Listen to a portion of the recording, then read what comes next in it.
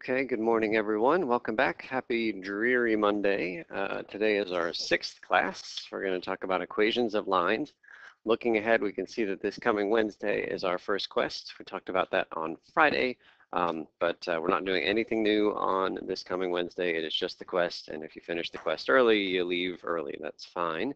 Also want to remind you that the quest covers materials on lessons, the material on lessons 1 through 5. Today is lesson 6. The new stuff we do today is not going to be tested on the quests, okay? Also notice that the homework due date for today's new stuff is not Wednesday, it's Friday. I'd never have homework due on the day of a quest or a test, okay? So the priority between now and Wednesday is studying for that quest. Any questions on the calendar? Okay. Then let's jump in here with our daily summary. In this lesson, we make extensive use of the slope-intercept form of a line, and we also see something called the point-slope form of a line. So we'll talk about those two formulas during this class. Oh, and I talked about the cheat sheet that you can bring on the quest, right? One page, front and back, anything you want on there. Okay. All right, so here's a note. We are skipping some sections in the textbook because they cover functions. Function is a word you will start seeing in your textbook. I am not going to use it this semester. I'll tell you what to do when you see it. Functions is a concept that isn't part of our curriculum. From this point forward, if you see the word function in your textbook, mentally replace that word with the word equation. If you see function, you change it in your mind to the word equation. If you see any of these wacky looking symbols, F parentheses X, G parentheses X, H parentheses X, it's probably going to be either F, G, or H, most likely F. Mentally replace all of those symbols with the single letter Y. So for example, if you read, consider the function F parentheses X equals 3X minus 2, you make two changes. Function becomes equation, F parentheses X becomes Y. And that translates to this sentence, consider the equation y equals 3x minus 2, and we're getting more and more comfortable with those equations, so we just make the translations, okay? All right, so let's take a look at number 1 here, slope-intercept form. For a linear equation of the form y equals mx plus b, the slope of the line is m, that is the number touching x, and the y-intercept of the line is b, or 0, comma b. So let's see that in action, but just a quick sense for me. How many of you have seen y equals mx plus b before? Looks like everybody, great. In a previous lesson, we saw a car depreciation problem where there was a car originally worth $10,000 and it depreciated, that is, it lost value at a rate of $500 per year. Do you guys remember we had an equation, this equation from the other day? Started at $10,000, lose 500 per year, so that's the minus 500x. Do you see that this is in exactly the y equals mx plus b form? How much is the m? It's negative 500, it's always the number touching x. How much is the b? 10,000, which is the y-intercept, that's the definition for b, and the y-intercept is always like a starting value. So the starting value of the car was 10,000, which is why you put 10,000 in the equation. But you created that equation during Friday's activity without thinking y equals mx plus b. It was very natural for you to create that equation. And so now we're just kind of giving it a stronger framework. So number 2, write an equation in slope-intercept form. That is the form that we just talked about up there, of the line that has slope m equals negative 2/5 and y-intercept of 0, comma 3. So let's write it. Y equals, so it's supposed to be m. What's the m? Negative 2/5. And then we copy the x, and then we put a plus sign, and then you put the y-intercept, which is 0, comma 3. We just put the y value, which is 3. Right? The y-intercept is always going to have a 0 for the x. So that b is just the y value of the y-intercept. So that's it. Y equals negative 2/5 x plus 3 is the equation of that line. Okay? All right. Let's take a look at a much more substantial problem down here. Let's find the equation of the line that passes through the points negative 1, comma 4 and 2, negative 5. Negative 1, comma 4 and 2, negative 5. So I've got a very detailed process written up here on the left-hand side and all the steps worked out on the right-hand side. We're going to find some blank paper where we can just sort of do this one from scratch and not just read along. But two things. I want to point out that you've got like this entire reference here, and also that the process we're about to follow is perhaps more detailed than many of you need. And so I don't need to see all of the steps from you that I'm going to do, but I'm going to give you all a process that I think will work for everybody. And if it happens that you can comfortably skip some of the steps, it's okay with me. I just need you to get to the answer at the end of the day. Okay, so before we take a look at that, I'm just going to pull up GeoGebra. Have we used GeoGebra in this class before? So GeoGebra is it's a freely available piece of software. You can just Google it and you'll find it. And it can do lots of cool stuff. We're not going to use it a ton this semester, and I don't need you to ever use it. But if you want to play, you're welcome to play on your own. Just make the font a little bit bigger for you guys. Okay, can somebody read me the coordinates of the first point? -1, 4. Okay, so I just type in -1, 4 in parentheses down there in the input bar at the bottom, and it just puts a point. Can you guys see it? The blue dot up there, -1, 4. Okay, easy enough. What's the other one? 2, -5 is there, just barely on the screen. Okay, that's fine. So how many lines are there that touch both of those points? Not a trick question. How many lines touch both points? Just one, right? There's one downhill diagonal line that hits both of those points. And the goal is for us to find the equation of that line. So I'm just going to make something up that isn't the right answer. Suppose that I say y equals 3x. There's the line. Is that the line that hits both points? No, it doesn't even hit one of the points. What if I said it's y equals -3x? Okay, hey, that's pretty close, right? It's not right, but it's close. What if I say y equals -3x plus, I don't know, 4? Okay, so that one we went too far up. We passed it, and we could sort of like maybe, hey, found it. -3x plus 1. That's the equation of the line that connects both points, okay? So the goal for us in this problem is to create the equation y equals -3x plus 1, but we're not going to do it through trial and error. We're not going to have access to this software on a test or a quest, but that's the final answer that we're after, y equals -3x plus 1. So let's give this a shot. If we go back one page, I think we'll find lots of empty space here on page 45. So can you guys go back and we'll just do the problem here on 45.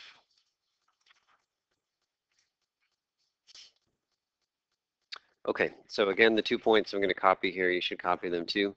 -1, 3, and then the other one was 2, -5.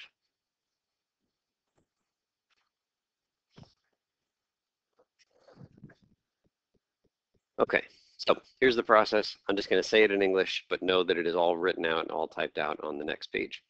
Okay, well, what we're going to do is circle the coordinates of one of our points. If you have 2 points, doesn't matter, just pick one, circle it. So I'll circle the first one. Let's all circle the first one, but we'll get the same answer at the end of the day if we circle the other one.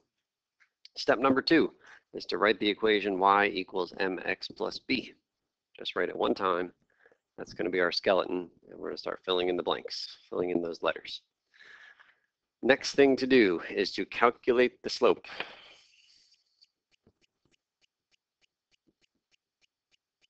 So here we go. M equals. So remember, the slope is a fraction. We saw this last class. Upstairs is the x's or y's.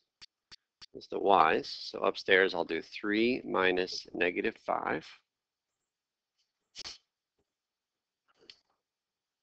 And then downstairs, -1 minus 2. Make sure you go in the same order upstairs as downstairs. And then we'll clean this up a little bit. Upstairs, I get 8. Downstairs, I get 3. Did I make a mistake somewhere? Oh, yeah, it's -3. But hold on. Are these the right points?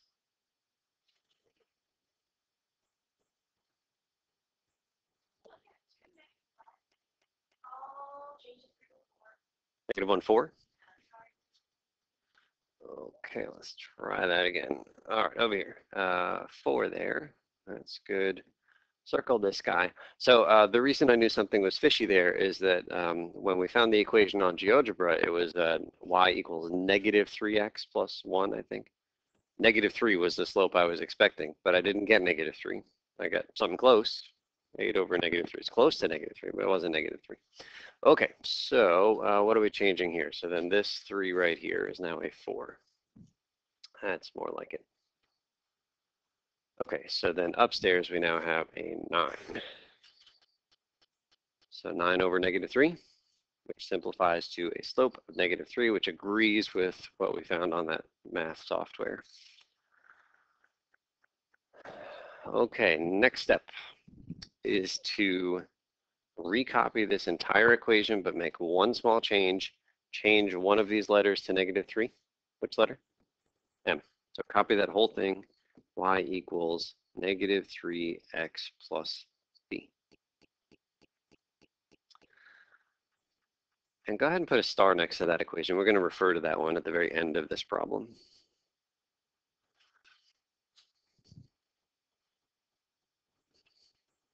Okay, next up, we are going to take the point that we circled and substitute those numbers for x and y into this starred equation. So x was -1 and y was 4, and we're just going to substitute right into this equation. So the left-hand side becomes what number? 4 equals -3 times x. X becomes -1. B becomes, it's just b. It's still b. You're just copying the b. And solving this equation is going to tell us what the value of b is.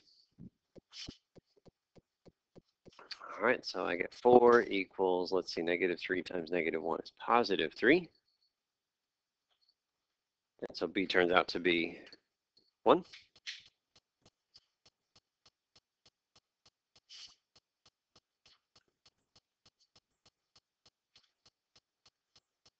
And then finally, we go back to the starred equation, and we just change the b into the number that we just found. So this one and this one together. Y equals -3x plus what? Plus 1, right? B was 1. And that's it.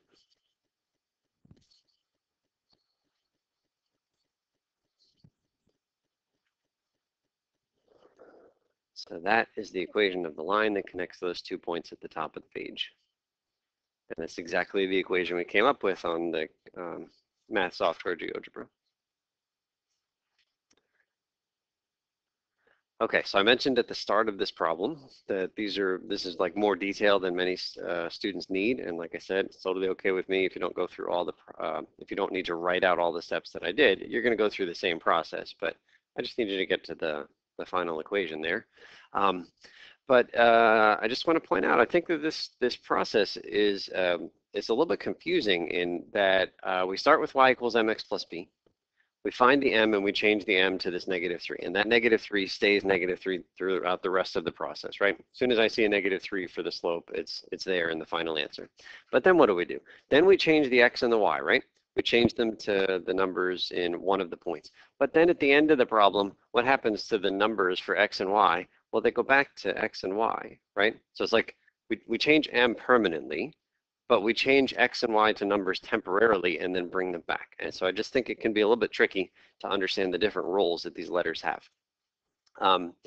Also, all too often I see students that they get here and they say, okay, I know y equals mx plus b, and I know y equals -3x plus something, and then they just sit there with like a blank right here thinking that they should know what the b is. Like they should be able to look up here and figure out what the y-intercept is. But you have to do work to find the y-intercept. But some students will say, oh, I need a y. There's a y, and they'll like plop the 4 there. But that's not the y-intercept. Neither is that one. Right? The y-intercept is a very special point. It's the one that's on the y-axis, and we don't know what it is yet. You have to do work. And so I think it's really powerful to just put a b there and say, hey, I don't know yet what it is. I'm going to hold it with a placeholder, and then I'm going to do work to find it. Questions on that? Okay, so staying on this page, let me talk about the other equation that you could use to solve for the equation of a line. It's this. Go ahead and write this down. Y minus y1 equals m parentheses x minus x1.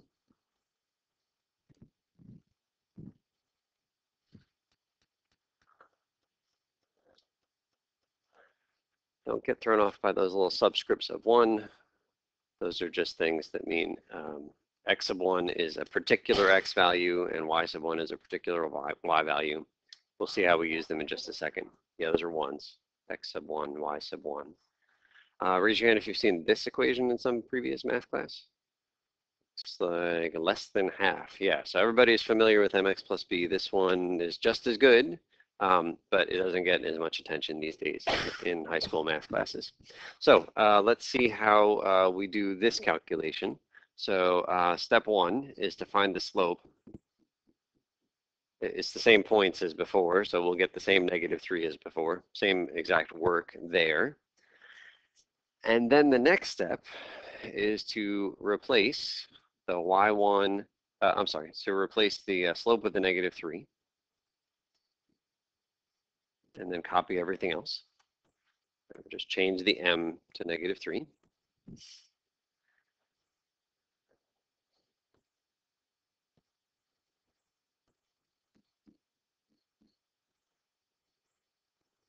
And then at this point in the other process, we would change the x and the y to -1 and 4, yeah? Okay, well, we're going to change something to -1 and something to 4, but it's not x and y. It's x1 and it's y1. And so let's just substitute right now. The y stays a y, but the y1 becomes that particular y. It's a 4. Equals. Copy the -3. X stays x, but x1 becomes what number? -1. Don't forget it's subtraction signs on both sides of this equation.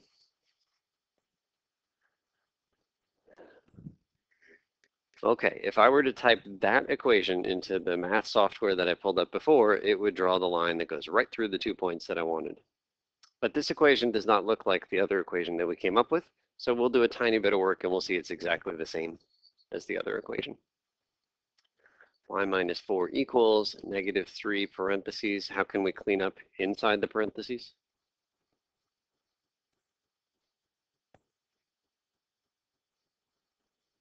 What can we do in there?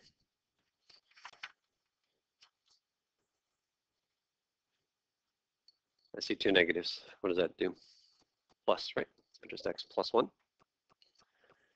And then on the right-hand side, what can I do with this -3? Distribute. So let's do that.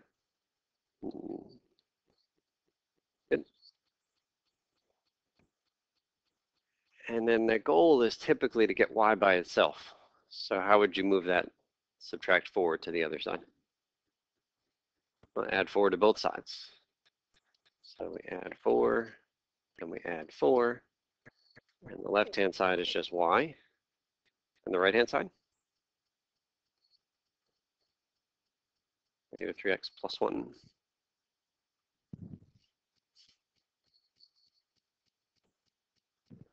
How does that answer compare to the one from up above?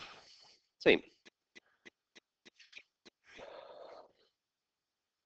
Okay, so we have 2 different equations, the mx plus b1 and then this most recent one that's still on the screen.